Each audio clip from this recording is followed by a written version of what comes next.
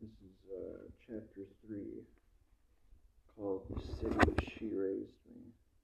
Here's the picture. All right.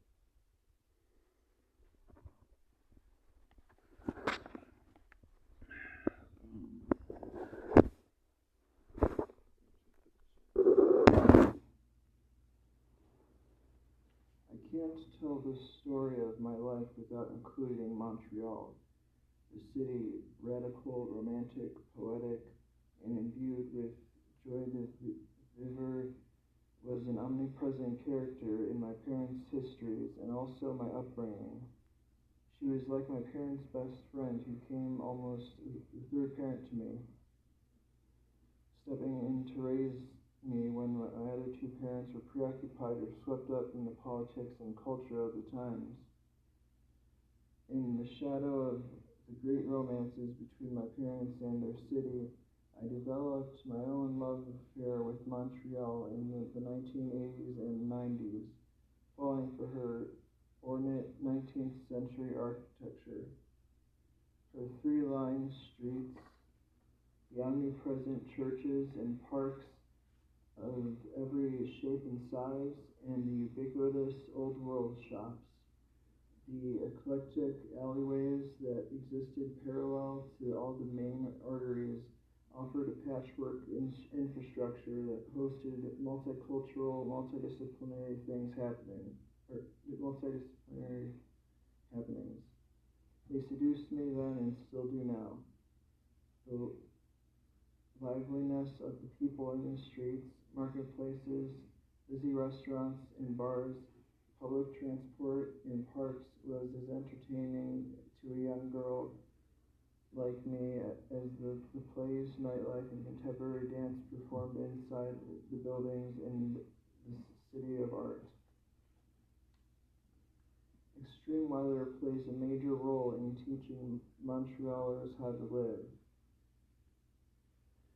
The winters are almost uninhabitable. The months when up to 7 feet of snowbanks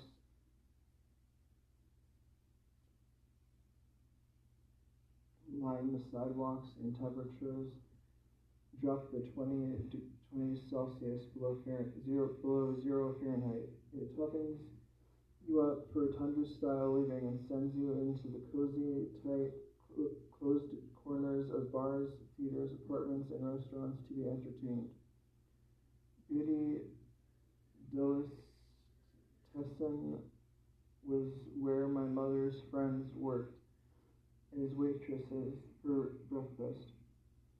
Saint-Tropol was the place for hippie triple-decker sandwiches for lunch.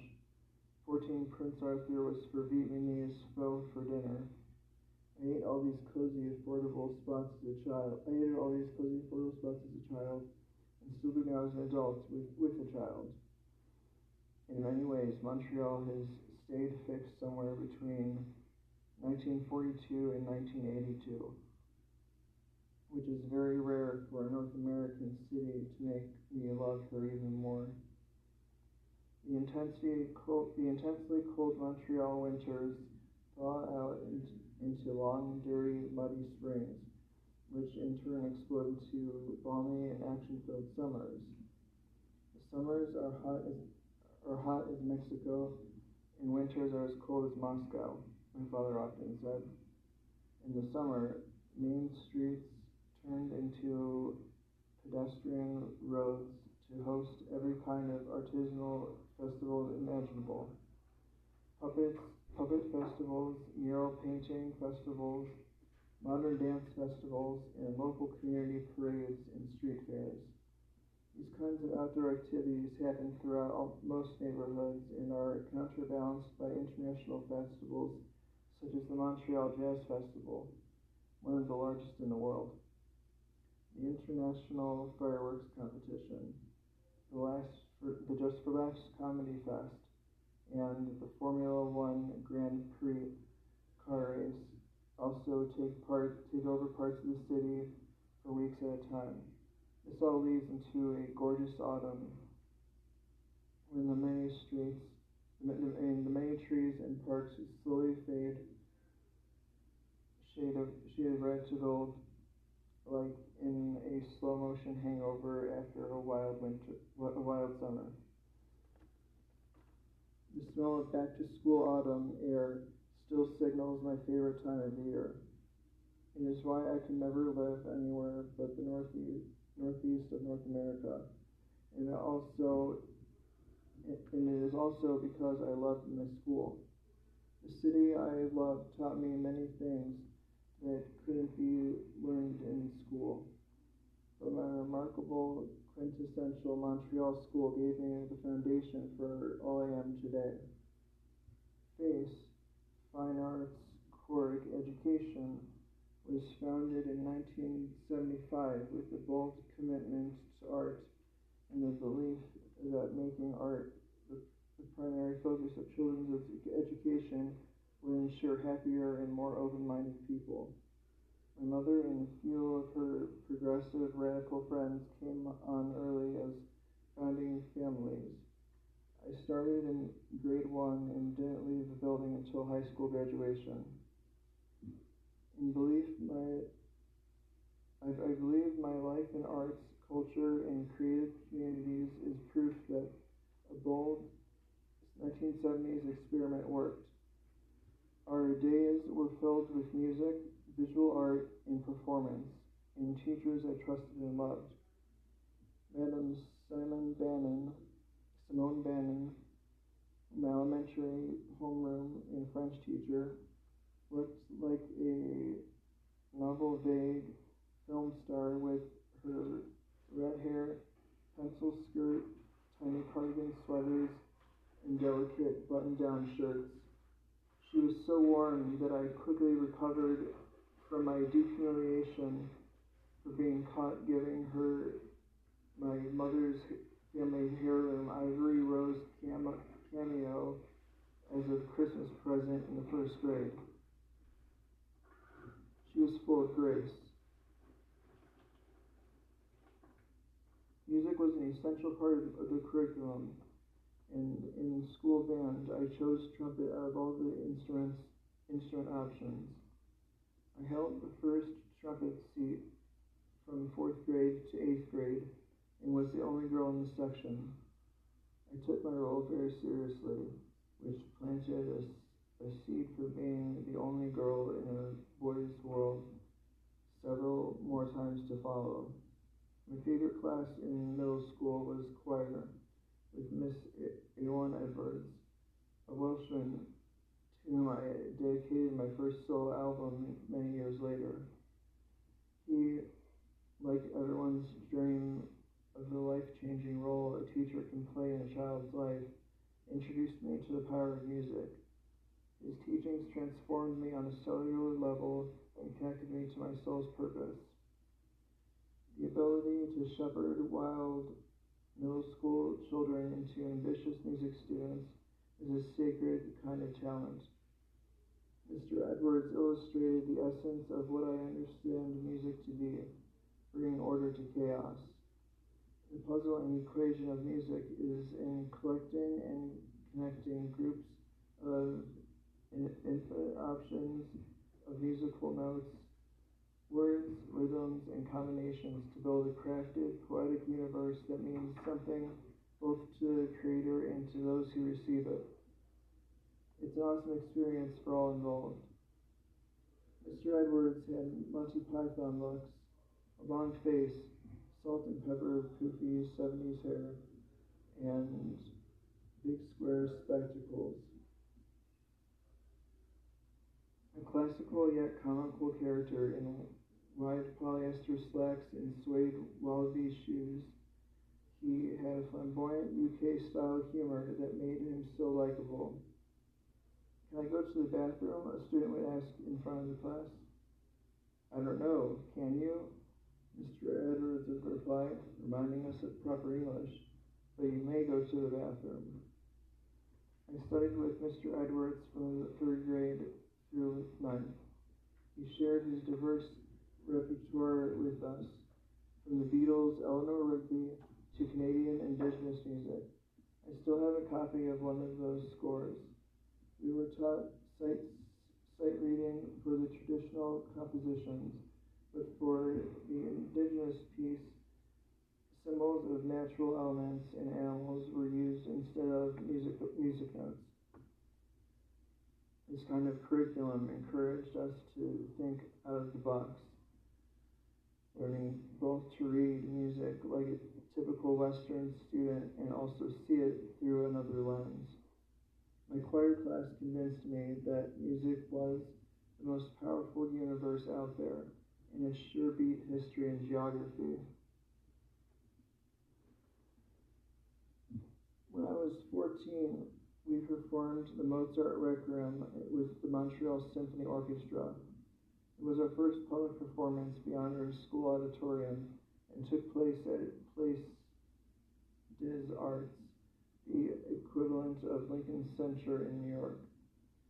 Mozart's last piece, which he was composing when he died at 35, was commissioned by an Austrian count to honor the anniversary of his wife's death. Requiems are used for church services for peaceful repose of the dead, asking an all-powerful God to accept a human soul into heaven. This particular requiem is considered the blockbuster of all requiems, officially and historically the biggest hit of all time to celebrate the dead. The grandiosity and intensity of this piece, written in Latin and in the key of D minor, which would become my most beloved key of all time, consistent of the most intense melodies and rhythms I had ever heard, let alone participated in performing. This concert was a significant gateway into a new world for me, the unifying power of music. I came out the other side of those months of rehearsals a changed person. It was illuminating to transcend beyond myself into a giant shared sonic experience.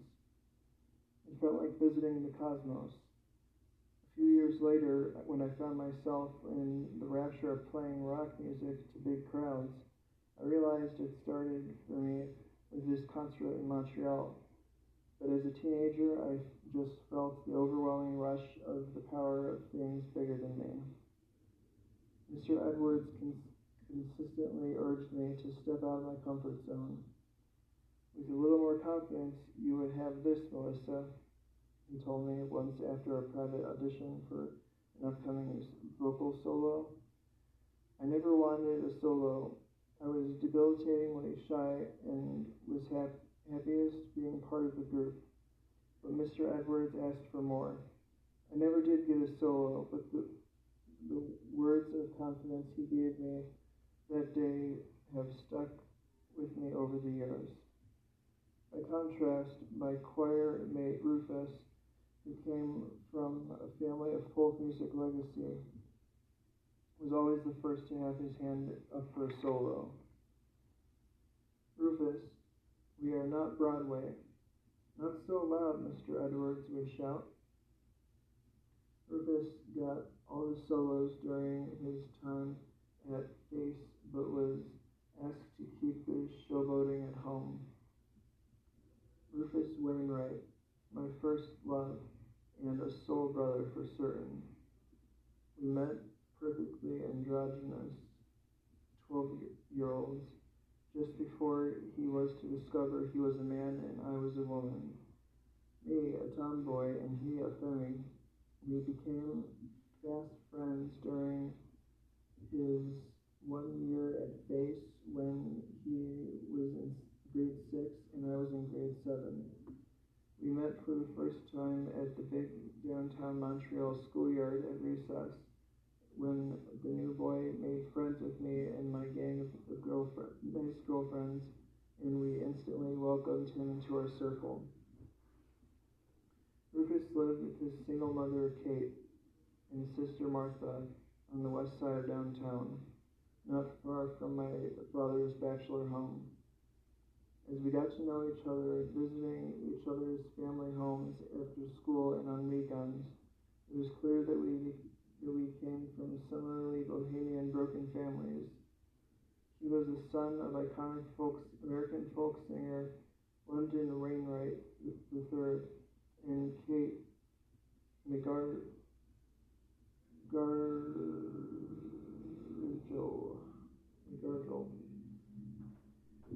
He was part of the celebrating Canadian sister folk duo, the McGargle Sisters.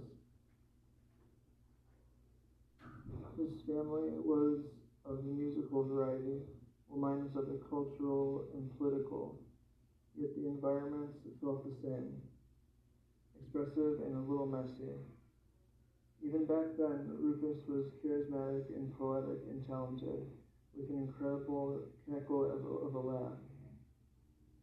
We were at the age when birthday parties started turning into later and more complex affairs. No longer devoted to just cake and pin the tail on the donkey, they turned into lengthy hangouts in the living rooms, listening to music in the evening. Spin the Bottle was just around the corner, but not quite yet. The most memorable moment Rufus and I shared that year was the time we said "I love you" to each other while staring deeply into each other's eyes, and shared a little peck of a kiss lying on our backs on a living room wood floor at a friend's late night party. It was so simple and innocent, not sexualized or romanticized. Just two sinking souls coming into their own, looking for love late in the evening. Shortly after that, things began to change when we discovered we both had a major crush on the same boy at school, Zebulon Perron. Now this boy was nothing less than a poetic French James Dean, and equally as handsome, mysterious and magical. I mean, just gorgeous and cool, which is very hard for a boy in 7th grade to pull off.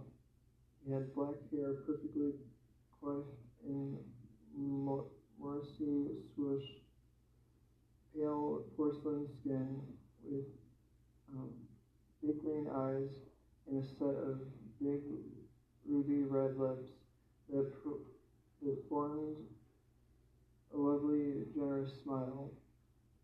His style what was amazing and effortless, somehow blending 1940s Paris with 1980s downtown Montreal kid. So chic, he wore these classic French cotton blue and white striped sailor shirts with the black boat neck collar called St. James boat shirts. I wore them too, but they looked better on him.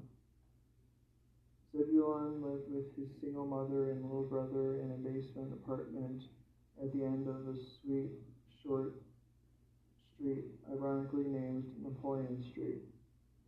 It was 8 blocks away from my family, also in Le Petit Montreal. I was always trying to find reasons to be on Zebulon's quiet residential block, hoping for a glimpse of him.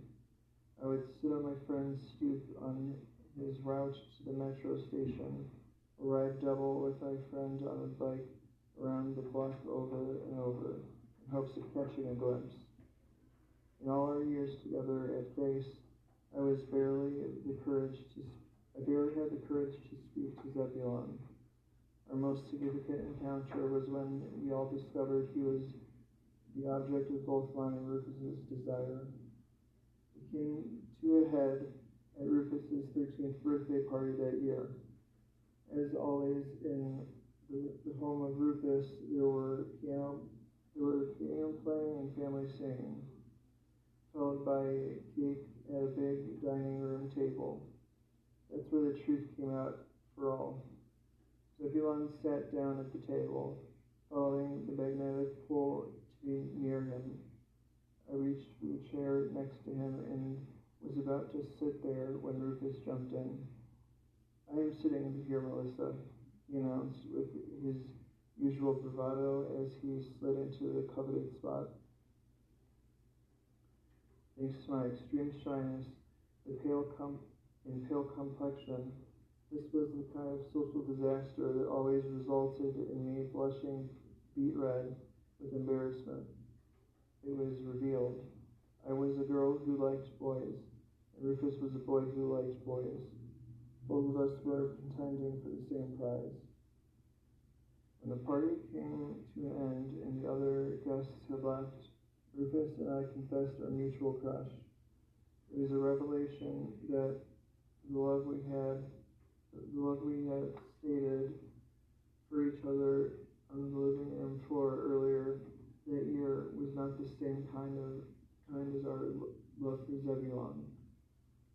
My two first loves of my youth say a lot to me now. One was a gay friend for life, and the other I never got to kiss or even have much of a conversation with. The seeds were being planted for me to become a queen of unrequited love as a way to avoid romantic relationships, a role that would take me a long time and a lot of world travels to break.